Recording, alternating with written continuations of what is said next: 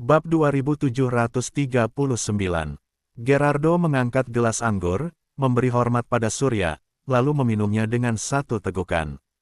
Melihat ini, Surya juga mengangkat gelasnya sebagai balasan. Keduanya sama-sama meneguk anggur dalam gelas mereka. Setelah meletakkan gelasnya, Surya berkata, "Jadi, maksud Pak Gerardo adalah aku harus mengalahkan Tuan Muda Markus dalam pertempuran besok, benar? Markus memang pantas mati, tapi aku mau membuat seluruh dunia tahu kalau Markus mati karena keangkuhannya sendiri. Aku juga ingin membuat keluarga Silom tahu, siapa yang berkuasa di kota utama Victor. Markus dan adiknya, Marci, memiliki karakter yang sama. Keduanya terlalu sombong, tapi karena Markus adalah putra tertua keluarga Silom, dia cenderung lebih berhati-hati dalam bertindak.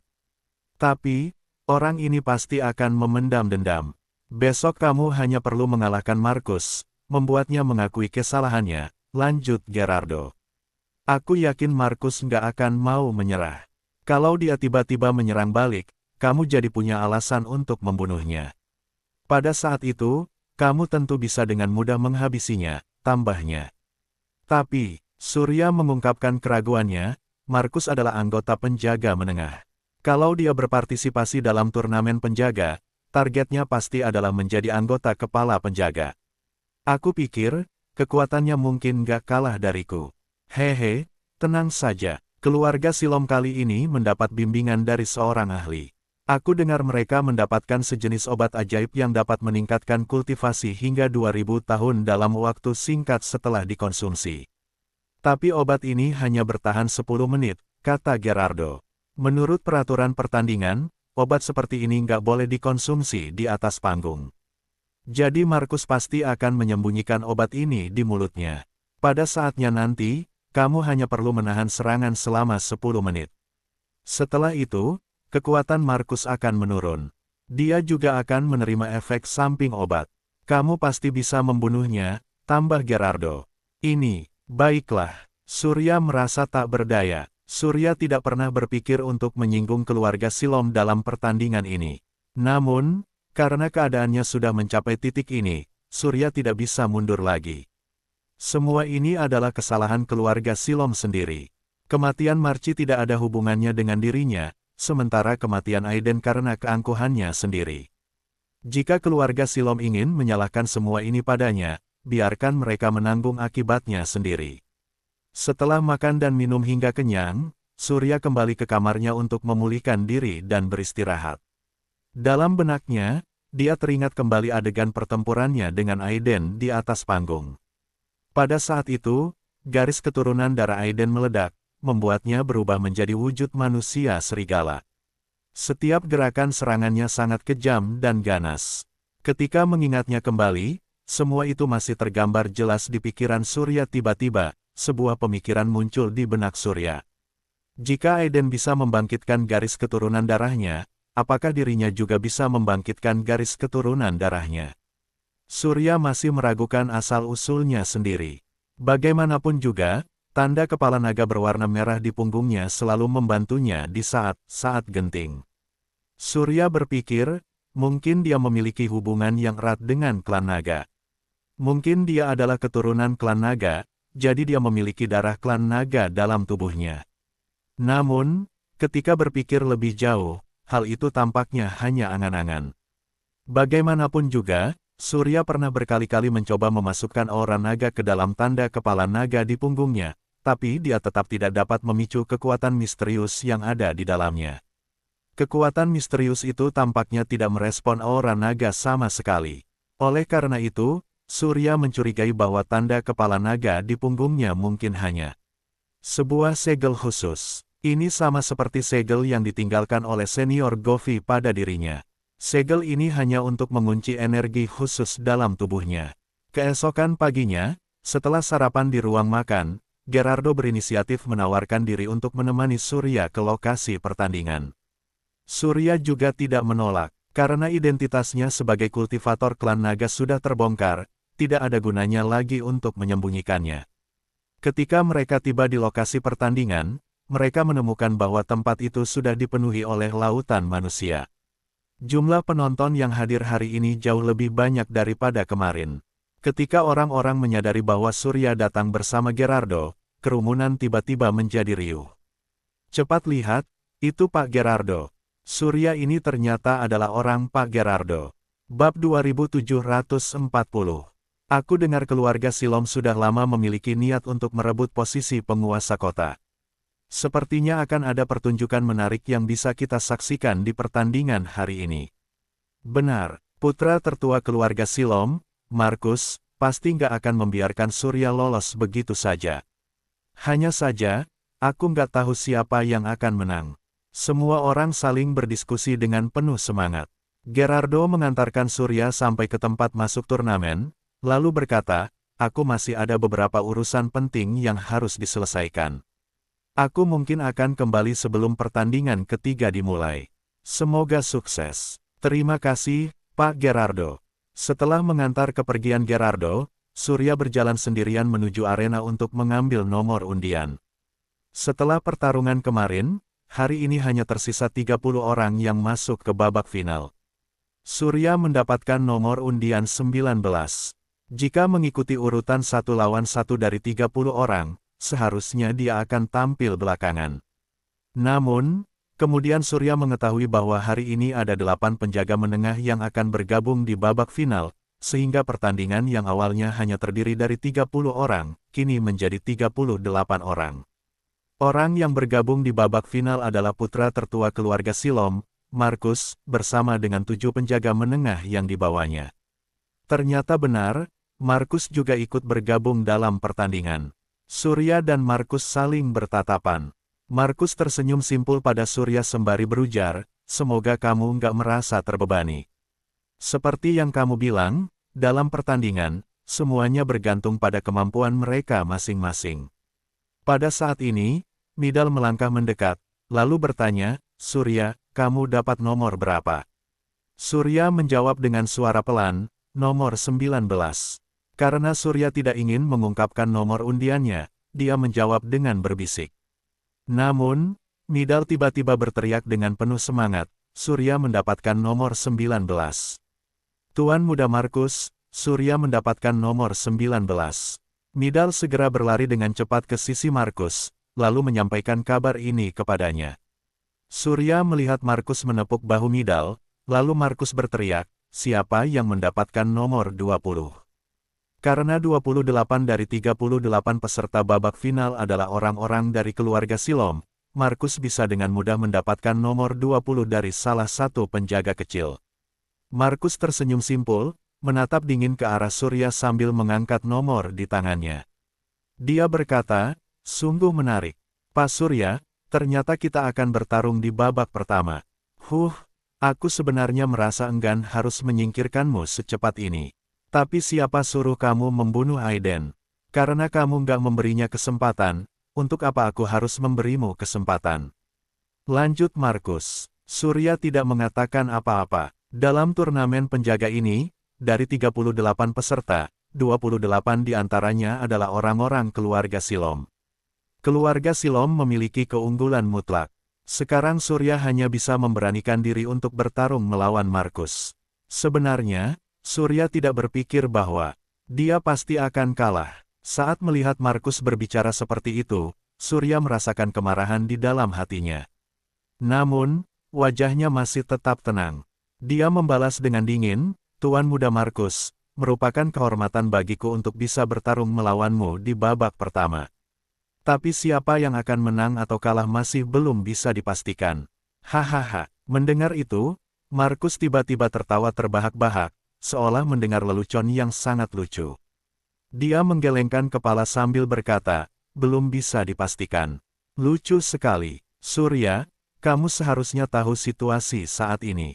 Dari 38 orang peserta yang masuk ke babak final, 28 diantaranya adalah orang-orang keluarga Silom. Sementara kamu, Surya, kamu hanya punya seorang diri. Bagaimana kamu akan bertarung melawanku? Aku katakan padamu, nyawamu sekarang adalah milikku. Surya tidak menjawab perkataan Markus lagi, hanya memalingkan wajahnya. Meskipun Surya tidak yakin dia pasti bisa mengalahkan Markus, tapi peluangnya setidaknya 60%.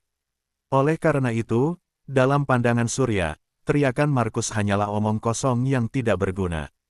Karena nomor keduanya berada di tengah, sementara cara bertarungnya menggunakan sistem 1 melawan 38, 2 melawan 37 dan seterusnya, pertarungan antara Surya dan Markus akan menjadi pertandingan terakhir di babak pertama. Bab 2741. Para kultivator di depan, yang merupakan bagian dari keluarga Silom, bertarung satu sama lain. Kultivator yang relatif lebih lemah segera menyerah dalam waktu kurang dari 1 menit setelah pertarungan dimulai. Babak pertama mencapai pertandingan ke-15 dalam waktu kurang dari 1 jam. Di antaranya, ada 2 pertandingan antara kultivator dan pelayan keluarga Silom, yang akhirnya dimenangkan oleh kultivator tersebut. 4 pertandingan terakhir, 2 di antaranya berakhir dengan cepat. Di pertandingan ketiga, mata Surya berbinar ketika dia melihat luka yang menggunakan teknik cengkeraman harimau kembali muncul. Benar saja, dia juga berhasil maju ke babak final. Saat Luka bertarung melawan pelayan keluarga Silom, dia melafalkan mantranya, mengendalikan bayangan harimau yang terus menyerang pelayan keluarga Silom. Pelayan itu tampak terus mundur, tapi tiba-tiba dia berteriak keras pada saat ini. Dia melepaskan energi yang lebih kuat, melompat tinggi sambil memegang sebilah pedang besar, lalu menebas Luka dari udara. Groar, bayangan harimau itu mengaum marah, berdiri, tegak, lalu menerjang pelayan keluarga Silom. Pedang besar itu bertabrakan dengan bayangan harimau, hingga suara dentuman keras terdengar, lalu bayangan harimau pun lenyap. Detik berikutnya, pelayan keluarga Silom kembali menebas dengan pedangnya.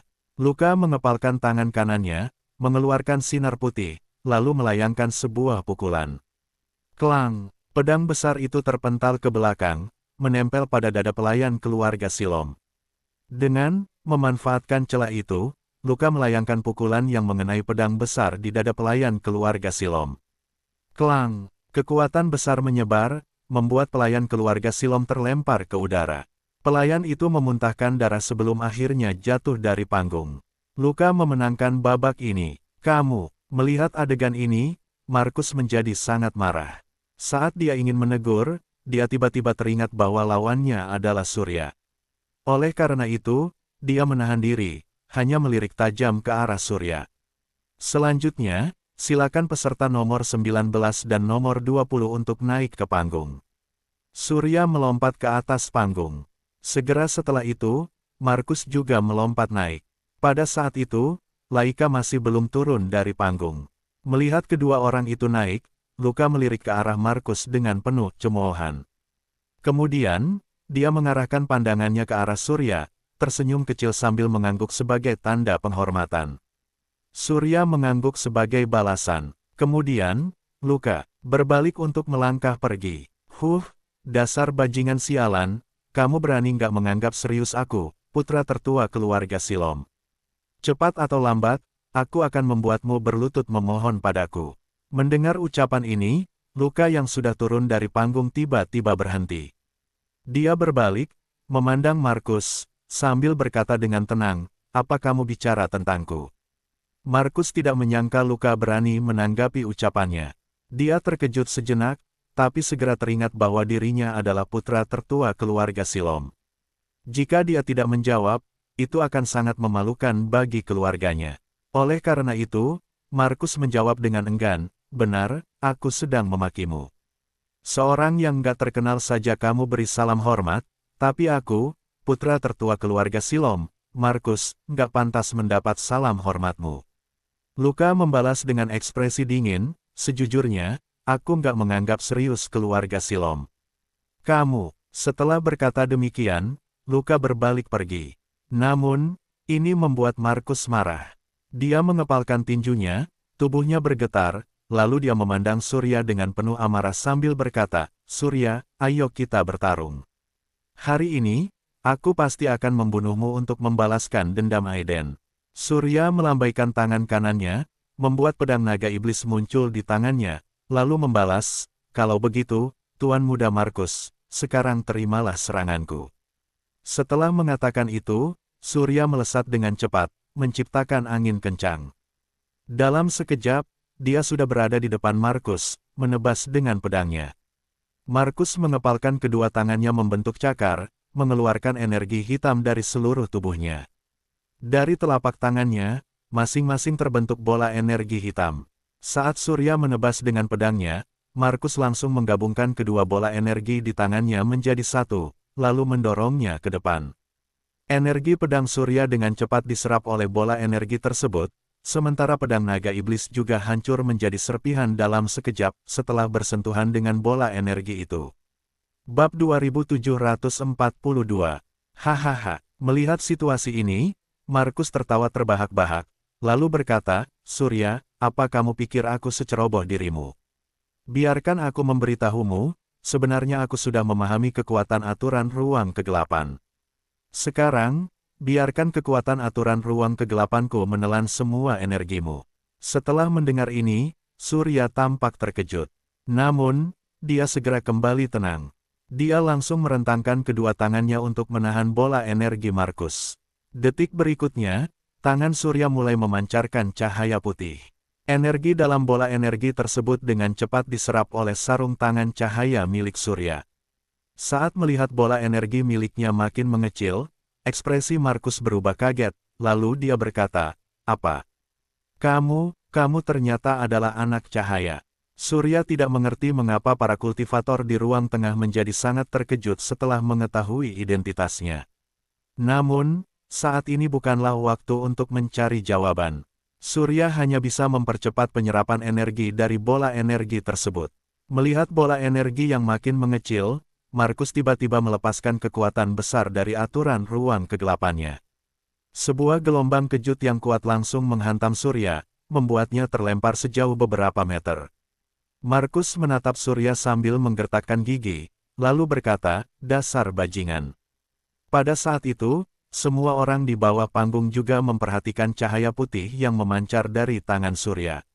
Semua orang terdiam. Jika Surya benar-benar adalah penerus anak cahaya, seorang anak cahaya yang baru, apakah ini berarti penguasa kegelapan sudah mati dan ruang tengah akan segera memulihkan ketertibannya?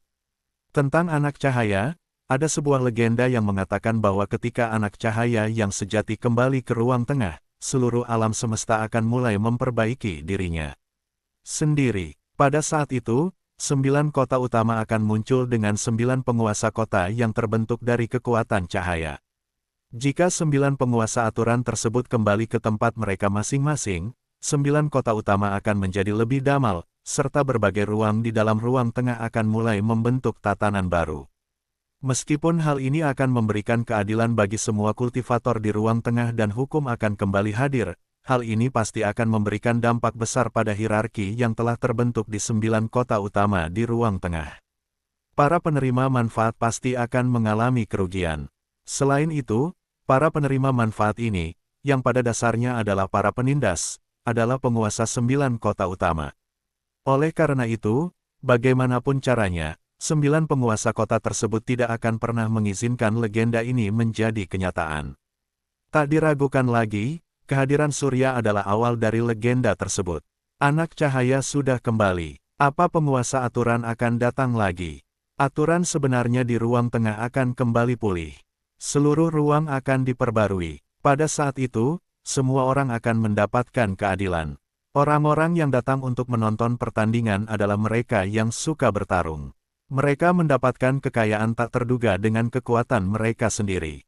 Di antara mereka, tidak ada satupun orang yang mau melepaskan posisi mereka saat ini. Mereka semua ingin hidup seperti ini terus berlanjut.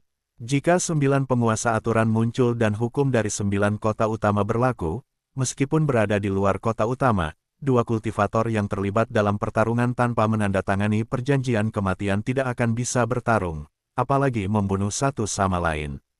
Jika tidak, mereka pasti akan ditangkap dan diadili. Jika saat itu benar-benar tiba, saat ruang tengah sepenuhnya memulihkan keadilannya, ini juga akan membatasi kebebasan semua orang. Bagi sebagian besar kultivator, ini bukanlah hal yang baik. Karena tujuan dari berlatih adalah untuk meningkatkan kekuatan mereka, pertarungan jelas tak terhindarkan. Jika pertarungan juga terikat oleh aturan, tinggal di ruang tengah akan terasa seperti dikendalikan oleh orang lain. Pada saat itu, tidak akan ada yang mau hidup di sini. Awalnya, masih ada banyak orang di bawah panggung yang mendukung Surya. Namun, setelah mengetahui bahwa Surya adalah anak cahaya, semua orang segera berteriak dengan keras, "Bunuh dia! Bunuh dia!" Apa? Tatapan Surya menyapu kerumunan di bawah arena. Alisnya berkerut, tidak tahu apa yang terjadi. Kenapa ada begitu banyak orang yang membencinya? Bab 2743. Hahaha. Markus tertawa terbahak-bahak, lalu berkata, "Surya, kamu sudah melihatnya, kan? Sekarang, semua orang ingin melihatmu mati. Kamu pikir kamu mewakili keadilan, mewakili cahaya, tapi sayangnya, kamu nggak akan pernah memahami hati manusia. Meskipun kamu adalah penerus anak cahaya, kamu harus mati." Setelah berkata demikian, Markus segera membuat segel dengan kedua tangannya, lalu mengucapkan mantranya. Pada saat ini, di ruang depan kiri dan kanan Markus, muncul dua pusaran besar di udara. Dari pusaran itu, muncul dua bayangan hitam penyihir. Kedua penyihir itu mengayunkan tongkat mereka secara bersamaan, membuat batu-batu besar jatuh dari langit dengan cepat. Surya berlari menghindar ke kiri dan ke kanan, tapi batu-batu itu terlalu banyak. Dalam sekejap, batu besar jatuh dari udara. Surya hanya bisa mengangkat kedua tangannya untuk menahan batu besar itu. Segera setelah itu, batu besar kedua menghantam batu pertama, kemudian batu ketiga pun turun. Surya menggertakkan gigi, tubuhnya bergetar hebat seiring dengan energi kuat yang menyebar keluar. Seketika itu, batu-batu di atas kepalanya segera meledak menjadi ribuan puing-puing kecil. Saat melihat hal ini, Surya dengan cepat mengaktifkan perisai pelindung untuk menahan serangan batu-batu tersebut. Kemudian, matanya tertuju pada Markus di kejauhan. Pada saat ini, Markus masih terus membuat segel dengan kedua tangannya, seolah-olah teknik ini harus tetap dipertahankan dengan gerakan tangannya, jika tidak, kedua penyihir di udara akan menghilang. Dengan gerakan tangan kirinya, tombak naga biru muncul di tangan Surya. Dalam sekejap, Surya melemparkan tombak naga biru. Ujung tombak menembus tiga batu besar, lalu mengarah langsung menuju Markus. Begitu Markus mengucapkan mantranya, dua penyihir di udara tiba-tiba menggunakan tongkat mereka untuk menciptakan dinding pertahanan berwarna hitam. Detik berikutnya, tombak naga biru menghantam dinding pertahanan itu. Dinding pertahanan itu tampak melengkung, sementara kekuatan tombak naga biru hilang sepenuhnya, lalu jatuh ke tanah. Kedua penyihir kembali melancarkan serangan, yang satu mengayunkan tongkatnya untuk menciptakan batu besar, yang lain mengayunkan tongkatnya untuk memanggil angin puyuh. Surya yang baru berjalan beberapa langkah ke depan, langsung terempas, mundur tertiup angin puyuh itu. Sialan, Surya menggertakkan gigi. Dia tahu jika terus begini, dia pasti akan dibunuh oleh kedua penyihir itu dengan batu dan angin puyuh mereka. Surya merasa sangat terkejut. Dia tidak menyangka kekuatan aturan ruang kegelapan yang dikuasai Markus bisa menciptakan kultivator ruang kegelapan. Namun, kemampuan pemahaman setiap kultivator itu berbeda, sehingga kekuatan aturan yang bisa mereka kendalikan juga berbeda. Setidaknya, Markus adalah seorang kultivator yang sangat berbakat. Surya awalnya tidak berniat melepaskan aura naga di dalam tubuhnya. Namun, sekarang dia tidak punya cara lain. Surya melepaskan aura naga dari dalam tubuhnya, lalu aura naga itu dengan cepat menyelimuti seluruh panggung.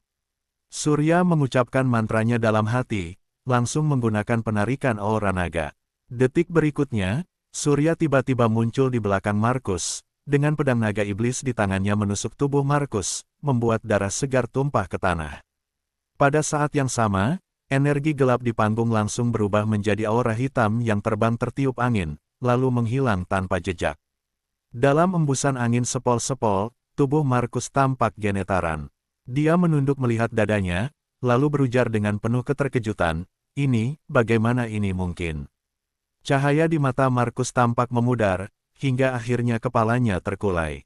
"Tuan Muda Markus, Tuan Muda Markus, dia sudah membunuh Tuan Muda Markus. Ayo kita maju bersama-sama, bunuh dia untuk membalaskan dendam Tuan Muda Markus." Dalam sekejap mata, puluhan pelayan keluarga Silom yang penuh dengan amarah melompat ke panggung untuk mengepung Surya. Bab 2744. Suasana di tempat kejadian tampak sangat menegangkan, pertarungan besar hampir saja terjadi. Berhenti, Branly melompat dari tribun penonton ke panggung, memandang Surya dan orang-orang dari keluarga Silom, lalu berkata, dengarkan baik-baik, ini adalah turnamen penjaga. Siapapun yang melanggar aturan, berarti menentang perintah penguasa kota dari kota utama Victor. Kalau seperti itu, aku akan membunuh semua yang melanggar aturan di turnamen ini. Pada saat itu, salah satu pemimpin keluarga Silom, Mace, berkata dengan penuh amarah sambil menggertakkan gigi, Pak Branly, apa kamu nggak melihat apa yang terjadi barusan? Surya, dia sudah membunuh Tuan Muda Markus di depan mata kami. Bagaimana mungkin kami bisa memaafkannya? Diam, Branly membentak, lalu melanjutkan, Mace, semua orang tahu kalau ini adalah turnamen penjaga. Para peserta sudah menandatangani perjanjian kematian. Dalam pertarungan, kalau mereka mati, itu sepenuhnya menjadi tanggung jawab mereka sendiri. Nggak ada yang bisa menyalahkan orang lain. Kalian, semua juga sudah menandatangani perjanjian itu. Apa kalian ingin mengingkarinya? Kalian hanya melihat Surya membunuh Markus, tapi apa kalian nggak melihat Markus yang berusaha membunuh Surya barusan? Tapi, Mace masih ingin menjelaskan. Bagaimanapun juga, sesuai dengan rencana awal keluarga Silom, mereka setidaknya akan mendapatkan 2 posisi kepala penjaga dan 5 posisi penjaga menengah tambahan dalam turnamen penjaga ini. Ini adalah langkah penting bagi Lehan untuk memperkuat posisi Markus di mata para pelayan keluarga Silom. Dengan cara ini, ketika Lehan pergi untuk urusan lain di masa depan, keluarga Silom bisa menjaga rumah dengan rasa aman dengan adanya Markus. Ini adalah langkah penting bagi keluarga Silom untuk menguasai kota utama Victor. Namun, tidak disangka bahwa keluarga Silom justru akan kehilangan 2 orang tuan muda mereka di sini. Saat Marci meninggal, kepala keluarga Silom, Lehan, sudah sangat marah. Sekarang, Markus juga meninggal. Jika berita ini sampai ke telinga Lehan, semua orang dari keluarga Silom yang hadir di sini mungkin juga akan mati. Mace menarik napas dalam saat memikirkan hal ini. Nggak ada tapi, kata Branly dengan nada dingin. Pertandingan adalah pertandingan. Kalau ada yang menang, pasti akan ada yang kalah. Kalau setiap orang merasa nggak puas, untuk apa mengadakan pertandingan, lanjut Branly. Selain itu, turnamen penjaga ini adalah kompetisi penting yang diadakan oleh Pak Gerardo. Ini adalah sebuah pertandingan penting yang diadakan setiap tahun di 9 kota utama. Setiap kota utama akan menyelenggarakan turnamen penjaga, lalu hasilnya akan disebarluaskan di antara 9 kota utama. Meski Markus sudah mati, itu karena dia nggak sekuat Surya. Surya nggak bisa disalahkan atas masalah ini.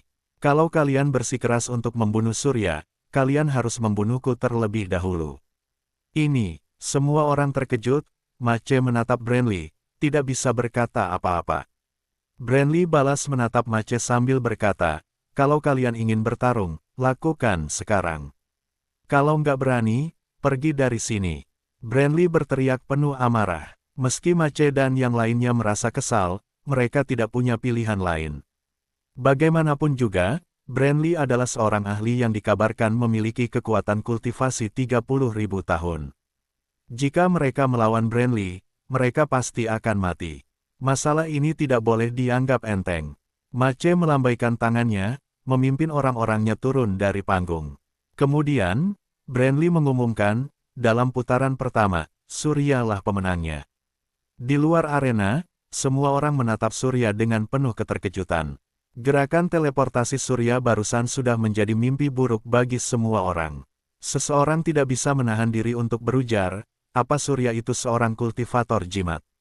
Seorang kultivator yang adalah seorang kultivator klan naga, sekaligus seorang kultivator jimat, sungguh menakutkan. Apa ini benar-benar nyata? Bab 2745. Legenda tentang anak cahaya sudah lama menimbulkan ketakutan di hati banyak orang. Identitas khusus serta kekuatan Surya membuat semua orang semakin terkejut. Mereka awalnya berpikir bahwa dengan membunuh Surya, masalah ini akan selesai, lalu legenda tentang anak cahaya tidak akan pernah muncul lagi. Namun, Sekarang tampaknya melakukan hal itu akan sangat sulit. Mace memimpin orang-orangnya kembali ke tempat istirahat di bawah panggung. Salah satu bawahannya bertanya, "Pak Mace, bagaimana sekarang? Tuan Muda Markus sudah mati. Kalau Pak Lehan mengetahui hal ini, apa yang harus kita lakukan?" "Pak Lehan," mata Mace tiba-tiba bersinar terang, lalu dia berkata dengan penuh semangat, "Hampir saja aku lupa, hari ini Pak Lehan akan keluar dari pengasingan. Cepat, kirim seseorang untuk memberitahukan hal ini pada Pak Lehan. Meskipun kita takut pada Brandly, Pak Lehan pasti nggak akan takut padanya.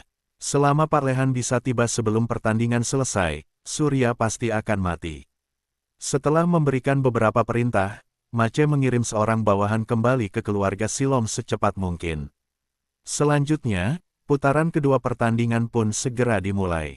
Karena dari 19 peserta yang tersisa, lebih dari setengahnya adalah orang-orang dari keluarga Silom, banyak dari mereka mendapatkan nomor yang sesuai saat pengundian. Di masa lalu, jika dua kultivator dari keluarga Silom bertarung di panggung, pihak yang lebih lemah pasti akan langsung menyerah, sementara pihak yang lebih kuat bisa langsung maju. Oleh karena itu, saat di babak final, kecepatan pertarungan antar kultivator akan meningkat. Biasanya, pertandingan akan selesai sebelum siang hari. Namun, hari ini berbeda dari biasanya. Markus sudah mati di tangan Surya.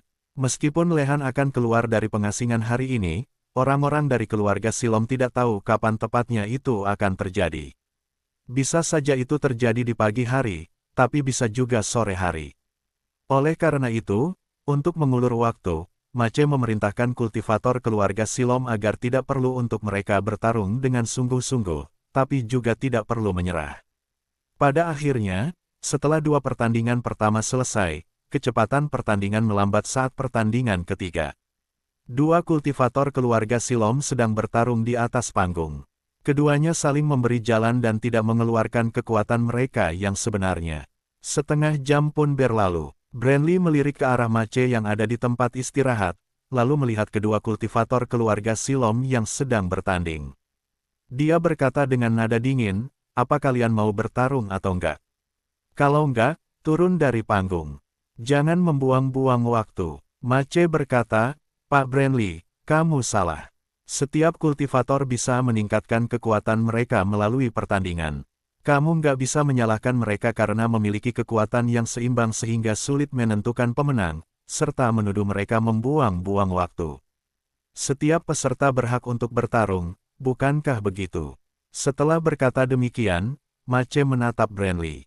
Melihat hal ini, Brandly hanya bisa memalingkan wajah, tidak mengatakan apa-apa lagi. Tadi, Brandly bermaksud membantu Surya karena dia adalah teman lama Gerardo. Namun, situasi saat ini memang cukup berbahaya. Kematian Markus jelas bukan masalah yang sederhana. Selain itu, kekuatan keluarga Silom juga sudah mencakup seluruh kota utama Victor. Sekarang, meski dia ingin membantu Surya untuk melarikan diri, kemungkinan besar Surya akan diserang oleh orang-orang keluarga Silom begitu dia meninggalkan tempat pertandingan. Keluarga Silom memiliki reputasi yang besar, tapi mereka terkenal karena menggunakan senjata rahasia. Oleh karena itu, nama mereka sebenarnya tidak terlalu baik. Brandly khawatir jika ini terus berlanjut, Lehan akan datang ke tempat ini, membuat Surya berada dalam bahaya besar. Oleh karena itu, Brandly segera mengirimkan seseorang untuk memberitahukan tentang masalah ini pada Gerardo, lalu memintanya untuk datang ke alun-alun. Pertarungan berlangsung selama 1 jam tanpa adanya pemenang. Pada saat itu, utusan yang dikirim oleh Mace sudah kembali. Lehan berjalan di depan, diikuti oleh sang utusan yang berjalan dengan kepala tertunduk, seolah tampak sangat ketakutan. Lehan tampak penuh amarah saat dia berteriak dengan keras, "Siapa yang membunuh anakku? Hari ini, aku akan membunuhnya untuk membalaskan dendam anakku." Bab 2746. Setelah mendengar perkataan itu, Mace segera bangkit, menyambut dengan hormat, lalu berkata, "Pak Lehan, akhirnya kamu datang juga. Tuan Muda Markus sudah dibunuh oleh Surya dalam pertempuran. Pak Lehan, kamu harus membalaskan dendam Tuan Muda Markus." Surya. Lehan mengangkat kepala, menoleh ke arah yang ditunjukkan Mace. Kemudian, Tiba-tiba dia sudah berada di depan Surya dengan gerakan cepat seperti bayangan. Lehan menatap Surya dengan tajam sambil berkata, "Apa kamu yang sudah membunuh putraku, Markus?" Surya balas memandang Lehan dengan ekspresi dingin, lalu membalas tanpa ekspresi apapun, "Benar, aku yang sudah membunuh Markus. Berani sekali kamu berbicara seperti itu padaku." Saat mengatakan ini, energi yang kuat meledak dari tubuh Lehan. Di bawah tekanan energi yang kuat ini, Surya terpental sejauh beberapa meter, lalu jatuh ke tanah. Surya merasa tersentak, lalu berkata, "Kekuatan yang sangat besar. Tunggu." Pada saat itu, Branly melompat ke depan Surya. Kemudian, dia tiba-tiba menyerang Lehan dengan satu pukulan, membuat keduanya mundur beberapa langkah. Lehan berkata dengan nada dingin, "Branly, aku sedang menangani urusan keluargaku. Kalau kamu punya otak, sebaiknya kamu segera pergi dari sini." Branly membalas, "Pak Lehan, nggak peduli bagaimanapun kamu memperlakukanku, itu nggak masalah. Tapi tolong kendalikan dirimu sedikit. Ini adalah turnamen penjaga yang diadakan atas perintah Pak Gerardo." Branly melanjutkan, "Dengan kamu bertindak sembrono di sini, itu sama saja dengan kamu nggak menghormati penguasa kota. Meskipun aku tahu kalau kamu pasti merasa marah karena Markus sudah meninggal, tapi kejadian ini nggak seperti yang kamu bayangkan. Kamu tahu kalau Markus sudah mati, tapi apa kamu tahu bagaimana dia mati? Kalau kamu nggak tahu, aku bisa memberitahumu. Markus bertarung dengan Surya di atas panggung turnamen penjaga. Kekuatannya kalah dibandingkan dengan Surya, lalu akhirnya dia dibunuh oleh Surya. Surya adalah orang yang murah hati. Pak Lehan, pikirkanlah, kalau bukan karena tindakan berlebihan Markus, untuk apa Surya harus sampal membunuhnya?"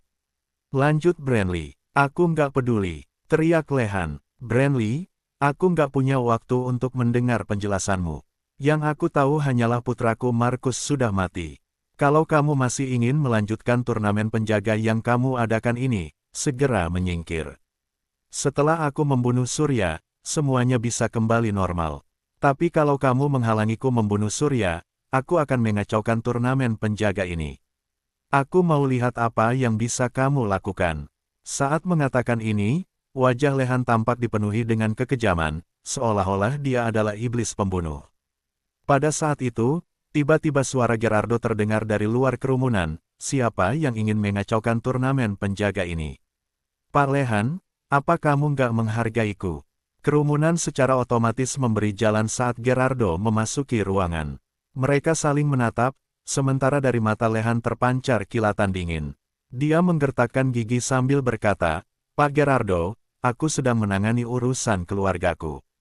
Aku harap kamu nggak ikut campur urusan keluarga." Gerardo tersenyum simpul sambil berujar, Pak Lehan, aku sangat penasaran. Urusan keluarga seperti apa yang bisa terjadi di turnamen penjaga ini.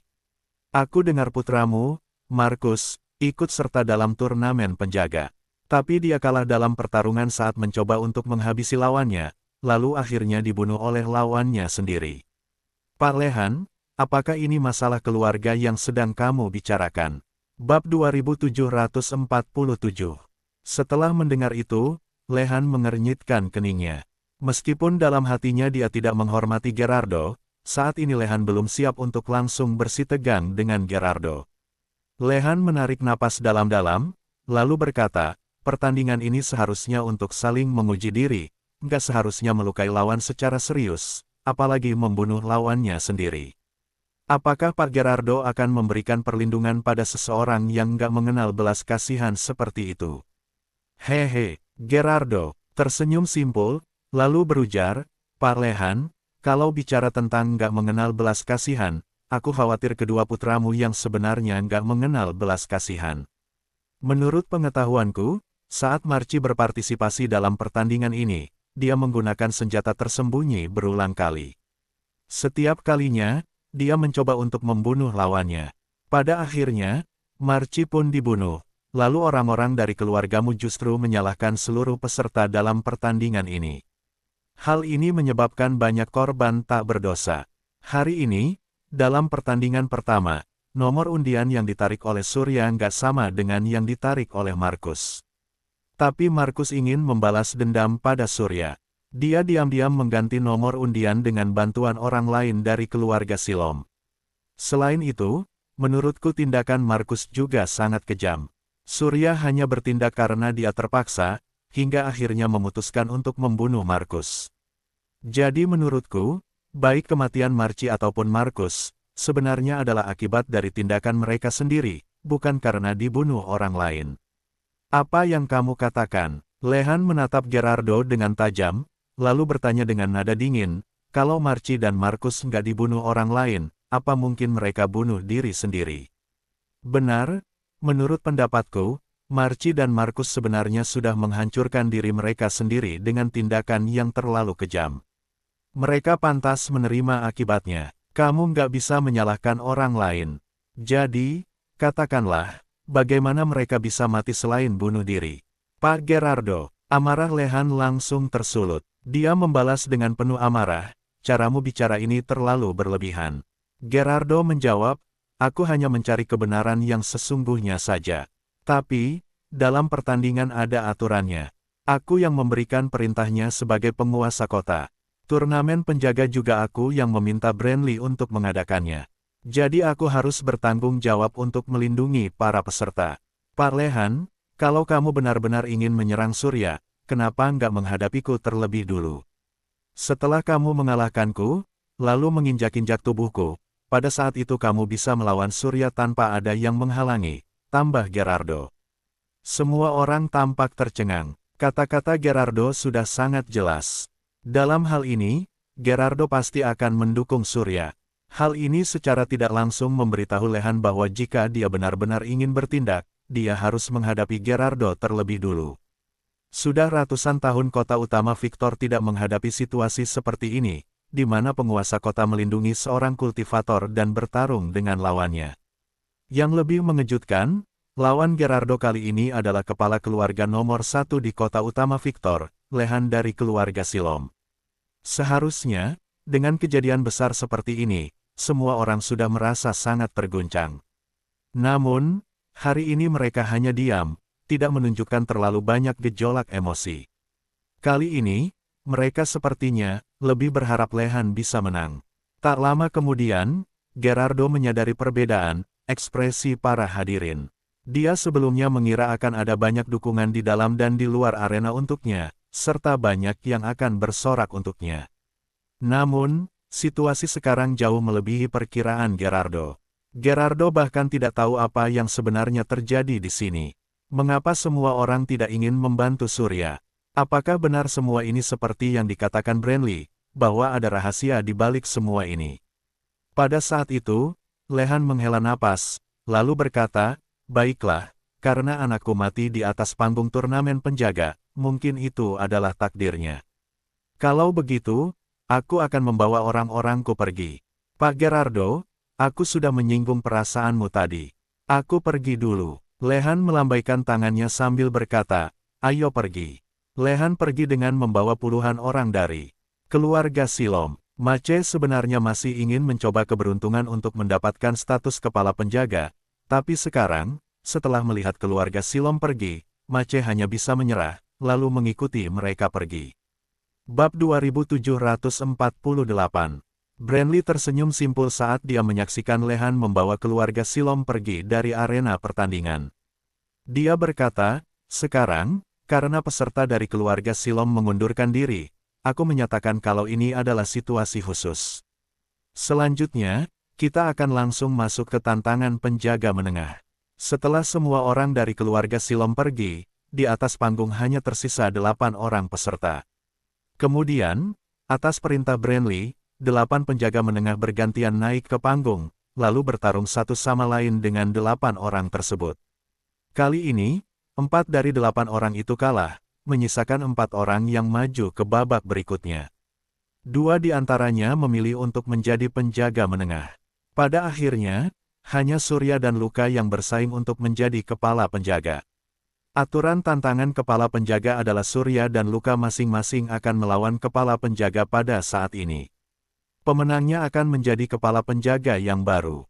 Jika keduanya menang, keduanya akan menjadi kepala penjaga. Jika sudah sampai pada titik ini, pertandingan bisa dianggap selesai. Namun, jika Surya dan Luka masih ingin bersaing satu sama lain, mereka bisa melanjutkan dengan pertandingan tambahan untuk menentukan siapa yang lebih unggul di antara keduanya. Surya dan Luka berturut-turut bertarung dengan kepala penjaga di dua panggung yang berbeda pada saat ini. Kepala penjaga yang melawan Surya tidak sekuat Markus. Dia segera kalah dari Surya. Setelah turun dari panggung, Surya menonton pertarungan terakhir antara Luka dan kepala penjaga. Ini adalah pertama kalinya Surya melihat Luka menggunakan aura energi untuk membentuk tinju, lalu bertarung dengan kepala penjaga. Pada saat ini, tubuh Luka sudah dipenuhi dengan cahaya hijau muda yang samar. Setiap pukulannya penuh dengan kekuatan. Gerakan Luka tampak sangat mulus, mengungkapkan esensi teknik cengkeraman harimau yang dalam.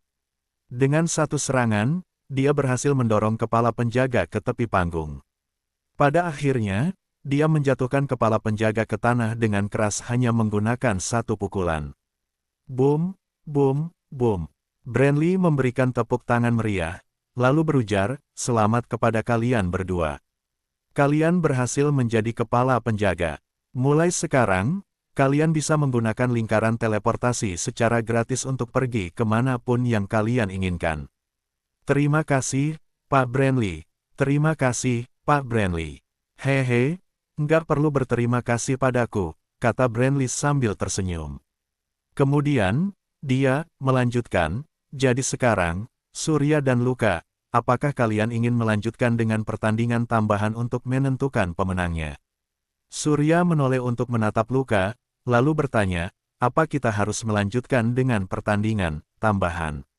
Luka menarik napas dalam-dalam, lalu membalas, "Sepertinya nggak perlu. Saat tuanku mengirimku ke sini, tujuannya hanya untuk aku mendapatkan status sebagai kepala penjaga, bukan untuk bertarung dengan orang lain. Sekarang, setelah kita berdua mendapatkan status kepala penjaga, tujuanku sudah tercapai." Gerardo mengerutkan kening sambil bertanya, "Siapa tuanmu?" Tadi, Gerardo sudah menyaksikan pertarungan antara Luka dan kepala penjaga.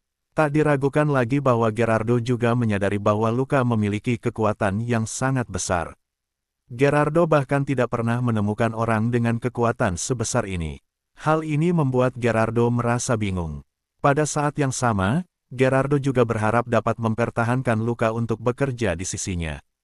Bagaimanapun juga, tidak setiap tahun turnamen penjaga akan menghasilkan kepala penjaga yang baru. Jadi, mereka yang bisa menjadi kepala penjaga tentu akan mendapatkan perhatian khusus dari penguasa kota. Luka menjawab, "Pak Gerardo, mohon maafkan aku karena aku nggak bisa bicara secara langsung. Aku akan pergi dulu sekarang." Tanpa mengucapkan apapun lagi, Luka berbalik, lalu melangkah pergi. Gerardo dan Brandly melihat kepergian Luka, lalu mereka berdua menghela napas secara bersamaan. Gerardo berujar, "Sayang sekali." Brandly mengangguk setuju sambil berujar, "Ya, orang sehebat ini ternyata sudah memiliki tuannya sendiri. Dia nggak bisa mengabdi untuk Pak Gerardo. Sungguh disayangkan." Sebenarnya, Surya sangat menyadari bahwa kekuatan Luka jauh lebih besar dari yang terlihat. Dalam pertarungan dengan kepala penjaga tadi, Luka tidak sepenuhnya menunjukkan seluruh kekuatannya. Dia selalu menyembunyikan sesuatu, seakan tidak ingin orang lain mengetahui kekuatannya yang sebenarnya. Namun, ketika Surya mengingat kembali serangan, teknik cengkeraman harimau yang digunakan Luka, dia merasa terkesan. Teknik cengkeraman harimau milik Luka sepertinya sudah menguasai esensi sejati dari cengkeraman harimau. Bab 2749. Di dalam 9 kota utama, seringkali muncul orang-orang asing yang berbakat. Bagaimanapun juga, 9 kota utama merupakan pusat dari ruang tengah. 9 kota utama adalah tempat tujuan para kultivator dari berbagai ruang dalam ruang tengah setelah mereka mencapai tingkat tertentu dalam kultivasinya. Karena 9 kota utama memiliki satu-satunya jalan menuju ke ruang atas, hanya kultivator yang sudah mencapai 9 kota utama yang akhirnya dapat menuju ke ruang atas. Namun, saat ini Surya tidak berniat untuk pergi ke ruang atas. Bagaimanapun juga, Perlakuan yang didapatkan oleh penguasa kota di ruang tengah jauh lebih baik daripada perlakuan yang didapatkan seorang antek di ruang atas. Selain itu, Surya masih belum memecahkan misteri 4 sumber energi utama di kota utama Barker. Sebenarnya, Surya selalu merasa bahwa kota utama Barker memiliki daya tarik khusus baginya, seperti ada kekuatan misterius yang memanggilnya ke sana. Karena dia sudah berjanji kepada Edmund sebelum datang ke kota utama Victor, Surya tidak tinggal lebih lama lagi setelah mendapatkan status kepala penjaga. Dia hanya mengucapkan salam perpisahan sederhana pada Gerardo sebelum naik ke lingkaran teleportasi untuk kembali ke kota utama Barker. Melihat sosok Surya yang menghilang dalam cahaya putih di lingkaran teleportasi, Branly tersenyum simpul sambil bertanya, "Apa kamu rela membiarkan orang sekuat Surya pergi begitu saja?" Gerardo tersenyum simpul, lalu menjelaskan, "Memang benar, aku nggak ingin membiarkannya pergi. Hanya saja, sebelum datang ke sini, kami berdua sudah membuat perjanjian kalau dia bisa segera kembali ke kota utama Barker setelah mendapatkan status kepala penjaga. Dia juga nggak akan datang lagi ke kota utama Victor dalam waktu setahun. Selama waktu setahun ini, dia harus memikirkan baik-baik di mana dia akan tinggal di masa depan. Aku pikir, dia mungkin akan terus tinggal di kota utama Barker." Branly berujar, "Nggak peduli dimanapun dia memilih untuk menetap, dengan status kepala penjaga, dia pasti akan disambut oleh penguasa kota. Tapi, seseorang yang nggak setia nggak mungkin akan menjadi pelayan yang setia. Menurut pendapatku, Surya kemungkinan besar akan terus tinggal di kota utama Barker." Sebuah kilatan cahaya dingin melintas di mata Gerardo, sebelum segera menghilang. Sebenarnya, di dalam hatinya, Gerardo sangat berharap Surya akan menjadi pelayannya sendiri. Namun, nasib Surya sudah ditentukan. Kunjungan Surya berikutnya ke kota utama Victor adalah hari di mana dia akan menjadi persembahan. Dengan kilatan cahaya putih, Surya muncul di alun-alun kota utama Barker. Saat penjaga, yang menjaga lingkaran teletransportasi melihat lencana kepala penjaga di bahunya, dia bertindak dengan cepat, mengucapkan selamat datang sambil berlutut satu kaki dengan hormat, "Selamat datang, kepala penjaga. Selamat datang di kota utama Barker." Surya berjalan dengan cepat menuju kediaman penguasa kota. Di sana, dia melihat Edmund sedang bermain catur dengan Hamdan di taman. "Pak Edmund, Senior Hamdan, aku kembali." "Pak." Hamdan buru-buru melangkah maju untuk menyambutnya, sementara Edmund melihat lencana di bahu Surya sambil tersenyum. Edmund berkata, "Pak Surya, selamat atas keberhasilanmu menjadi kepala penjaga." Surya membalas, "Pak Edmund, terima kasih. Saat mengetahui kalau kamu akan kembali hari ini, aku sengaja memanggil Hamdan agar kalian berdua bisa bertemu." Hamdan berkata dengan penuh semangat, "Pak, kamu benar-benar sudah menjadi kepala penjaga.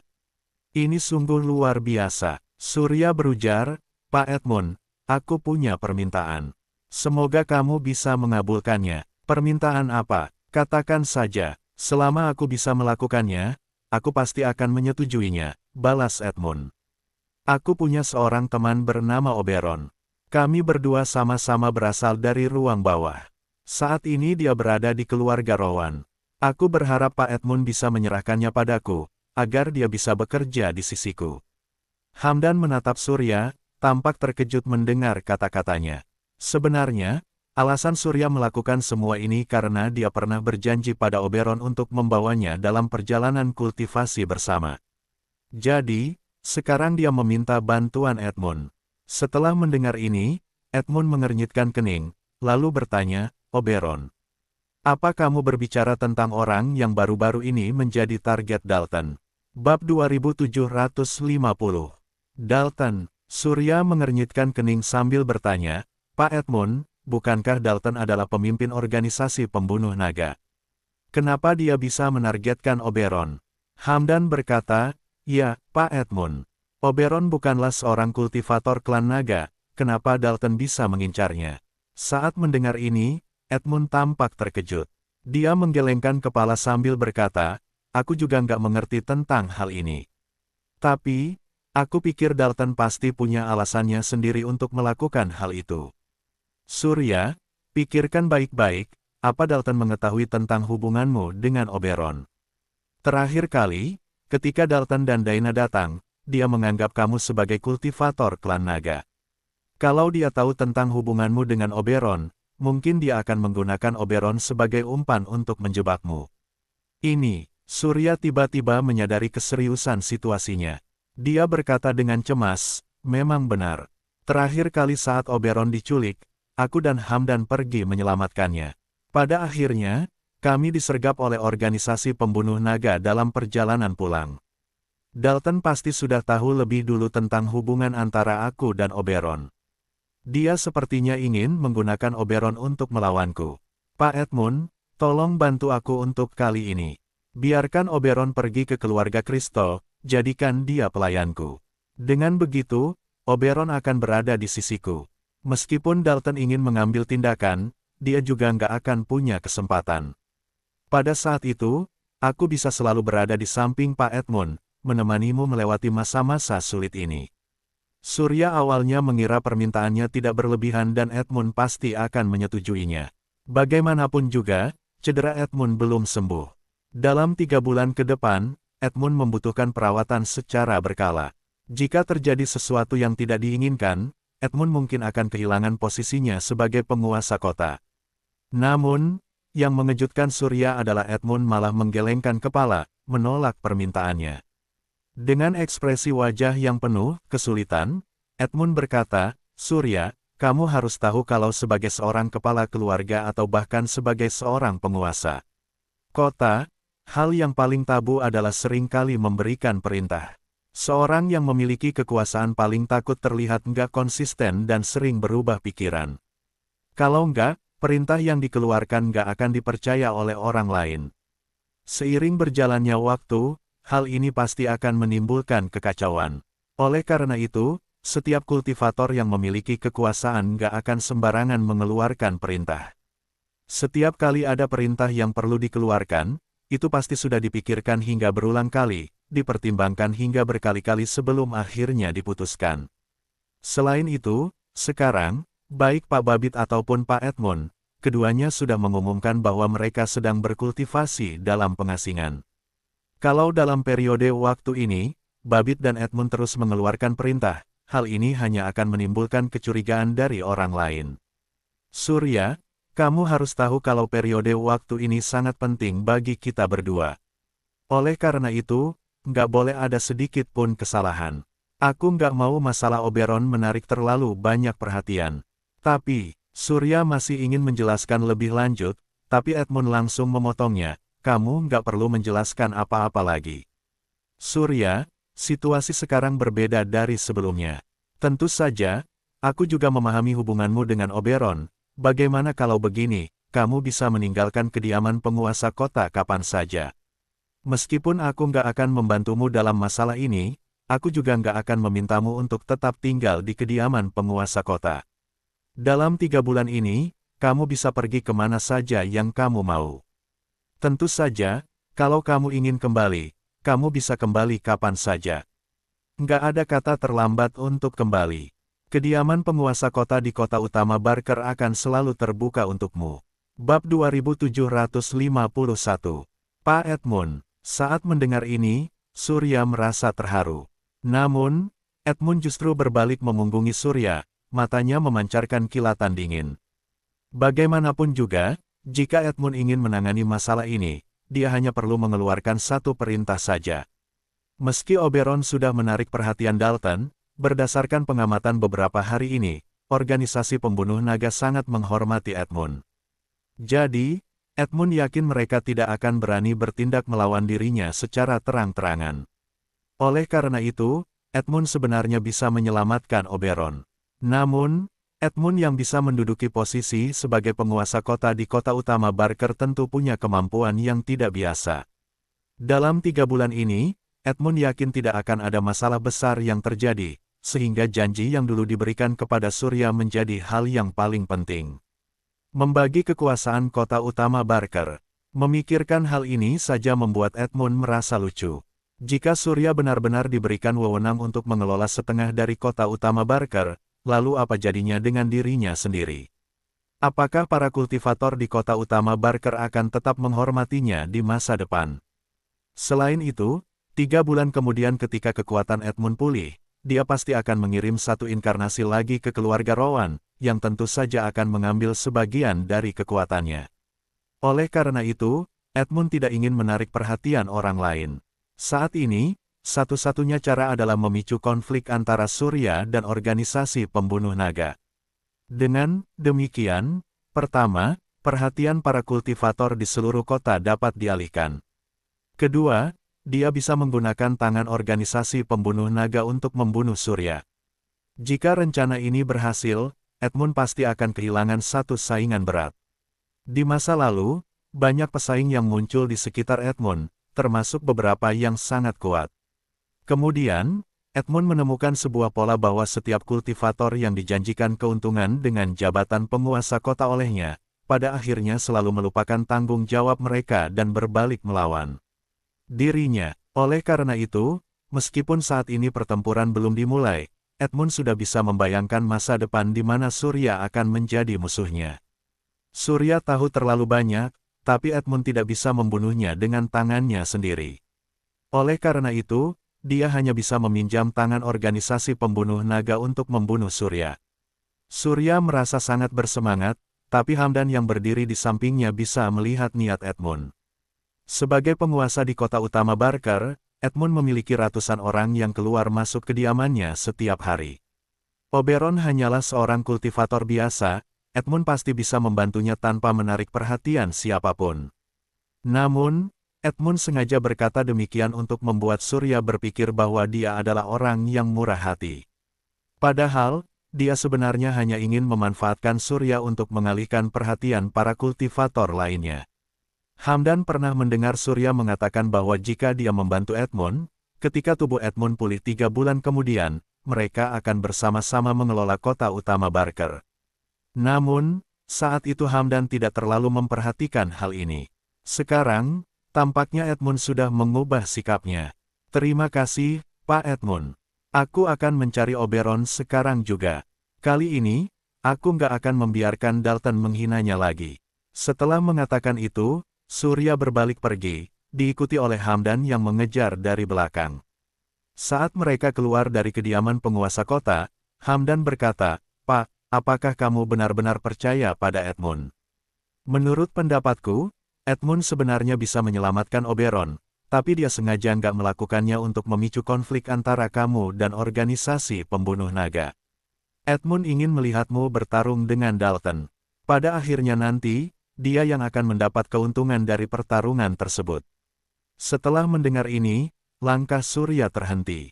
Dia tampak berpikir sejenak, sebelum akhirnya menoleh ke arah Hamdan sambil berkata, "Meskipun begitu, aku nggak takut. Senior Hamdan, Oberon adalah satu-satunya teman lamaku di ruang tengah ini. Aku nggak tega kalau harus melihatnya dilukai oleh orang lain." Surya memandang Hamdan dengan tatapan serius, yang membuat Hamdan merasa terharu. Kemudian, Surya berbalik untuk berjalan pergi, sementara Hamdan dengan cepat mengikuti di belakangnya sambil berkata, "Pak, meski kita harus menyelamatkannya, kita harus memikirkan beberapa cara terlebih dahulu. Kalau kita langsung pergi begitu saja, kita mungkin akan terjebak dalam perangkap organisasi pembunuh naga." Bab 2752. Surya bertanya, "Kalau begitu, menurutmu apa yang harus kita lakukan?" Hamdan mendekatkan dirinya ke telinga Surya, membisikkan beberapa kata. Surya mengangguk, lalu berkata, "Baiklah. Kalau begitu, kita akan lakukan seperti yang kamu katakan." Segera setelah itu, Surya dan Hamdan kembali ke keluarga Kristo. Begitu mereka masuk ke kediaman, seorang pelayan berlari dengan terburu-buru, lalu berkata dengan cemas, "Pak, kamu akhirnya kembali." Kepala keluarga dari keluarga Alvaro datang pagi ini dan sudah menunggu di ruang tamu selama beberapa waktu. Alvaro, Surya dan Hamdan saling melempar pandang. Keduanya tidak tahu mengapa keluarga Alvaro tiba-tiba berkunjung. Hamdan berkata, "Biarkan dia menunggu sebentar. Aku akan menemuinya dalam 15 menit. "Baik, Pak." Pelayan itu masuk untuk melaporkan, sementara Surya dan Hamdan masuk ke ruang kerja dengan cepat. Hamdan mengambil kertas dan pena, lalu menulis sebuah surat. Setelah itu, mereka keluar dari ruang kerja, memanggil seorang pelayan, lalu menyerahkan surat tersebut kepadanya.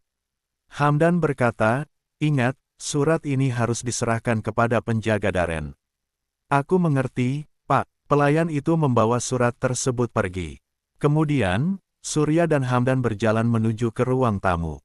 Begitu masuk, mereka melihat Connor. Alvaro melemparkan teko-teh ke lantai dengan suara keras, lalu berkata dengan marah, "Aku adalah kepala keluarga dari keluarga Alvaro. Aku datang khusus untuk memberi selamat kepada Hamdan, tapi dia berani mengabaikanku." Hahaha. Setelah melihat ini, Hamdan tertawa terbahak-bahak, berjalan maju, lalu berkata, "Pak Connor, maafkan aku karena sudah membuatmu menunggu lama. Aku memang sedang sibuk dengan urusan resmi, ada hal yang harus aku urus tadi, jadi aku terlambat sebentar." "Sudahlah." Connor melambaikan tangannya, duduk kembali, lalu berkata, "Pak Hamdan, aku nggak mau banyak bertanya tentang urusanmu. Aku hanya ingin tahu, apakah kamu tertarik dengan koin emas?" "Koin emas?" tanya Hamdan. "Haha, Pak Connor, siapa di 9 kota utama yang nggak suka koin emas? Tapi, seorang pria yang bijaksana akan mencari kekayaan dengan cara yang benar. Sekalipun aku mencintai kekayaan, aku hanya akan mengambil hakku. Sementara untuk kekayaan lainnya, aku nggak akan mengambilnya. Pak Connor, kalau kamu ingin mengajakku untuk menekan keluarga Hilton, sebaiknya kamu pulang saja," lanjut Hamdan. Connor menjawab, "Hahaha, Hamdan, ternyata aku memang sudah meremehkanmu. Tapi kamu harus tahu kalau seseorang nggak akan menjadi kaya tanpa mendapatkan rezeki besar. Kuda nggak akan menjadi gemuk tanpa makan rumput. Sekarang, meski kamu adalah kepala keluarga di keluarga Kristo, pada dasarnya kamu hanyalah boneka dari Pak Babit." Dia melanjutkan, "Kamu hanya mengurus urusan keuangan keluarga Kristo untuk Babit. Semua uang itu dicatat dalam buku besar, nggak ada satu koin emas pun yang masuk ke kantongmu sendiri. Apa menurutmu, hidup seperti ini nggak terlalu membosankan?"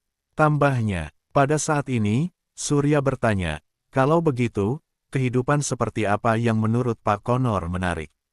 Connor menyapukan tatapannya pada Surya, lalu berkata, "Aku dengar kalau Dalton disergap saat membawa puluhan orang dari organisasi pembunuh naga terakhir kalinya, menyebabkan banyak korban.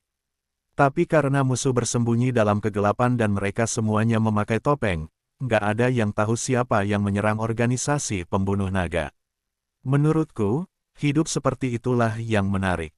Sebagai seorang kultivator, kita harus memiliki tekad untuk mengalahkan segalanya.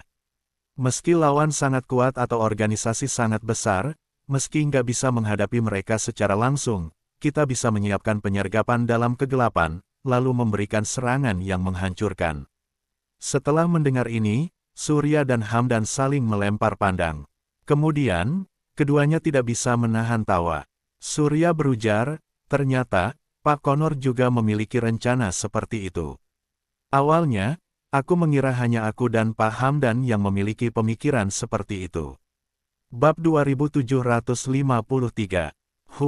Connor tersenyum simpul, melanjutkan, "Organisasi pembunuh naga membawa orang-orang mereka untuk menyerbu kediaman penguasa kota utama Barker pada malam hari.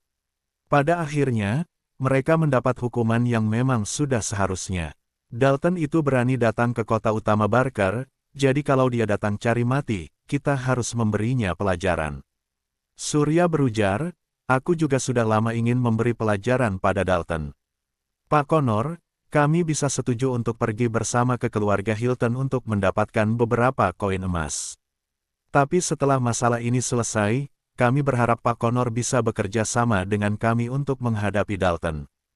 Hamdan yang sudah bisa menebak pemikiran Surya ikut menimpali, "Ya, memang seharusnya begitu.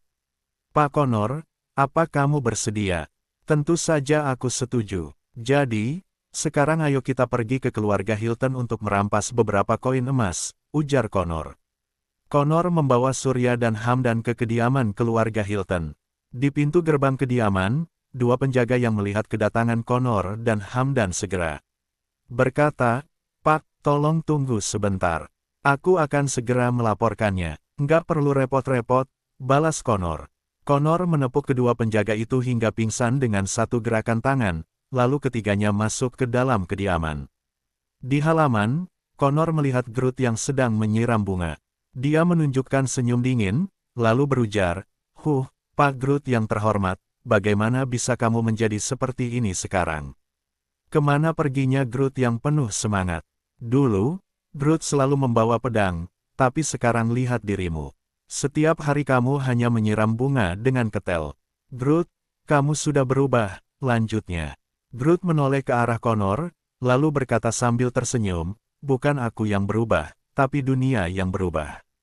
Connor, terima saja, dunia ini bukan sesuatu yang bisa kita kendalikan. Sekarang, kita nggak akan pernah bisa mengubah nasib kita. Di masa depan, kita mungkin hanya bisa menjalani kehidupan sebagai kultivator biasa. Itu karena kamu adalah seorang pengecut, itu kesalahanmu sendiri.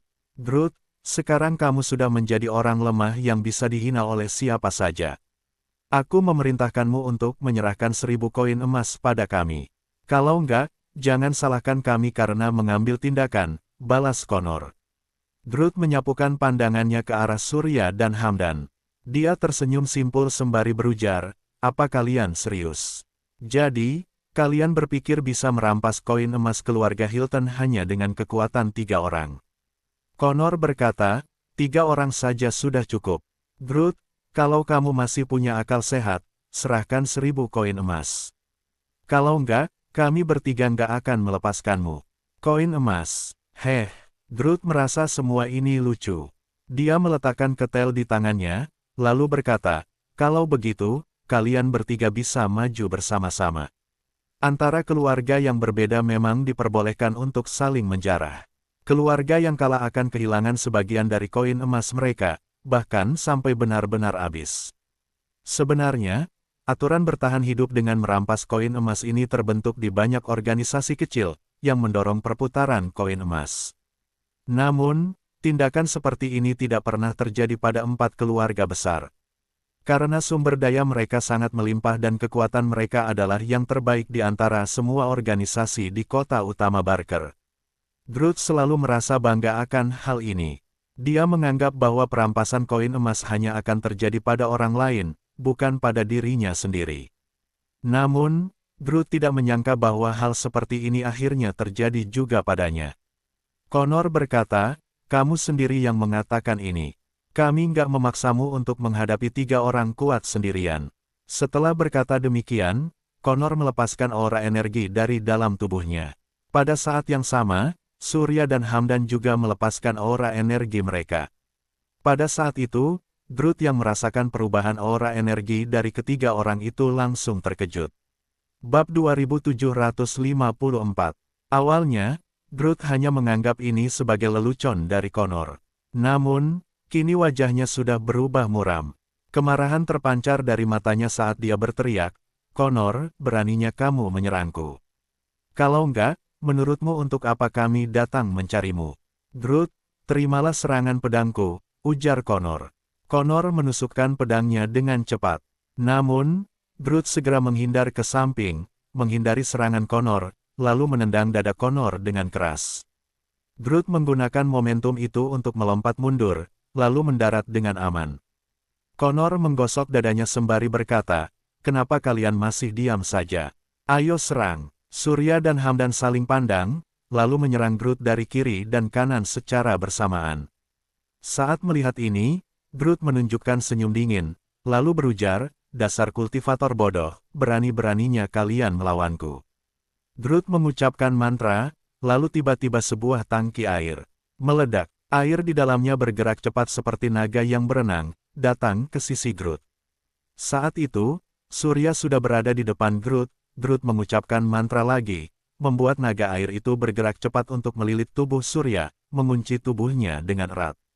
Surya melihat ke arah naga yang melilit perutnya, lalu berkata dengan terkejut, kekuatan aturan ruang elemen air.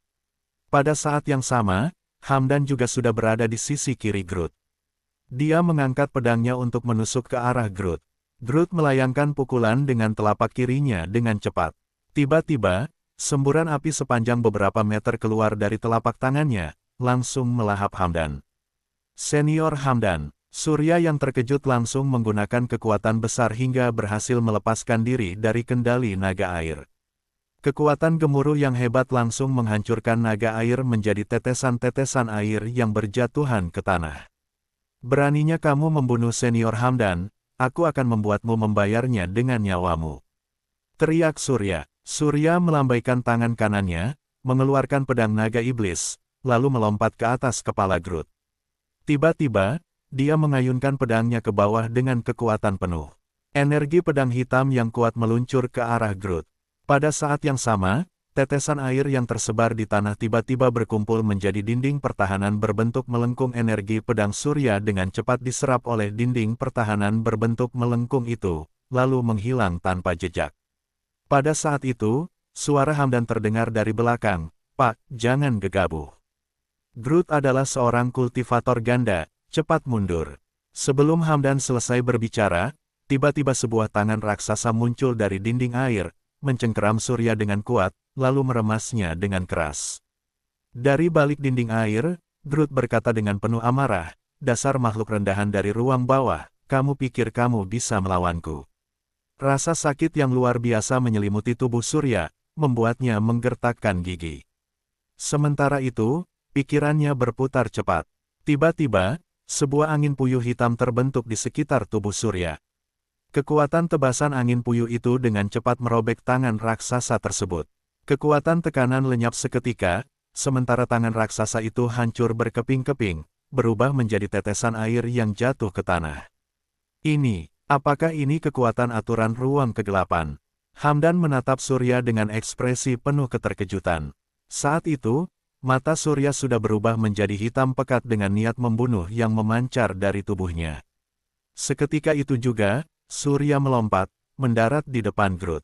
Angin puyuh hitam mengangkat Groot terbang ke udara. Groot mencoba menggunakan kekuatan aturan ruang elemen air dan kekuatan aturan ruang elemen api di dalam angin puyuh itu. Namun, sayangnya kedua kekuatan itu dengan cepat diserap oleh angin puyuh hitam.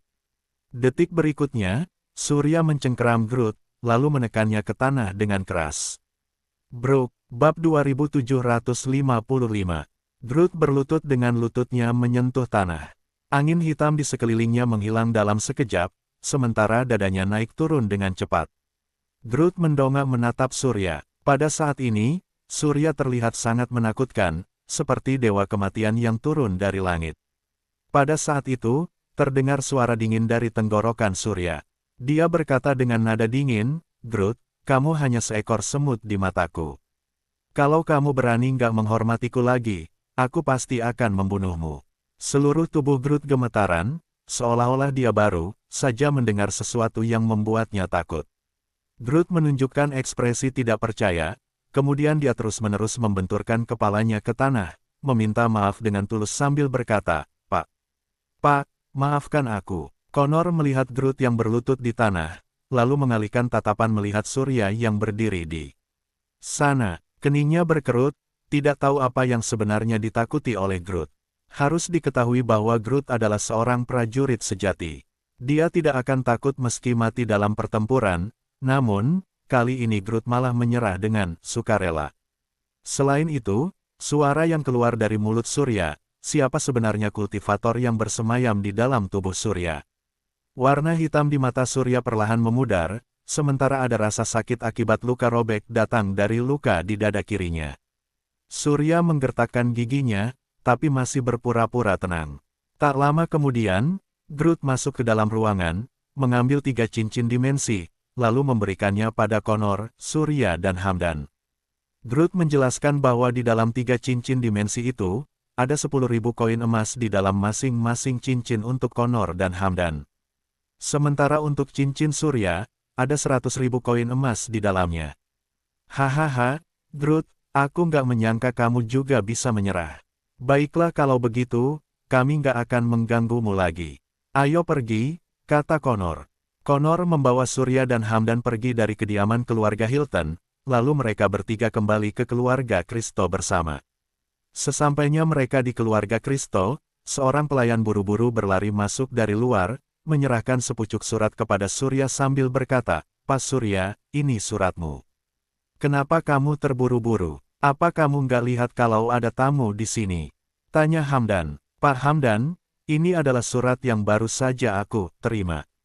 Pengirimnya mengatakan kalau surat ini berkaitan dengan seorang teman lama Pak Surya. Kalau nggak sampai ke orang yang dimaksud dalam waktu setengah jam, mereka akan membunuh teman lama Pak Surya, jelas pelayan itu. Setelah mendengar ini, Surya buru-buru membuka surat itu. Dalam surat itu, Dalton mengundang Surya untuk bertemu di Danau Parsin. Connor bertanya dengan kening berkerut, kenapa Dalton menculik teman lama Surya. Hamdan menjelaskan, Dalton memiliki dendam dengan Pak Surya. Dia selalu mengira Pak Surya adalah kultivator klan naga, jadi dia selalu ingin membunuh Pak Surya untuk membuktikan dirinya. Tapi Pak Surya bukan kultivator klan naga, dia hanya pernah menerima hadiah dari Pak Babit dari keluarga Rowan, lalu berlatih di Danau Naga Biru untuk beberapa waktu. Connor mendengus dingin, lalu berkata, Dalton ini ternyata sudah salah orang. Pria ini bukannya menyadari kesalahan anak buahnya, tapi dia malah menganggap Surya sebagai kultivator klan naga dengan keras kepala. Ini sungguh konyol. Surya dan Hamdan saling bertukar pandang. Keduanya awalnya mengira Connor akan curiga, tapi sepertinya Connor tidak terlalu memikirkan alasannya. Surya mengangkat tangannya untuk memberi hormat, sambil berkata, Pak Connor, tolong bantu kami untuk kali ini. Baiklah. Connor tidak ragu sedikit pun, dia langsung setuju, aku sudah berjanji untuk bekerja sama dengan kalian melawan Dalton. Kali ini, Dalton sendiri yang datang, tentu saja aku akan membantu kalian. Ayo, kali ini kita akan pergi bersama ke Danau Parsin. Aku mau lihat trik apa yang akan digunakan Dalton, tambahnya. Bersambung ke bab 2756, terima kasih.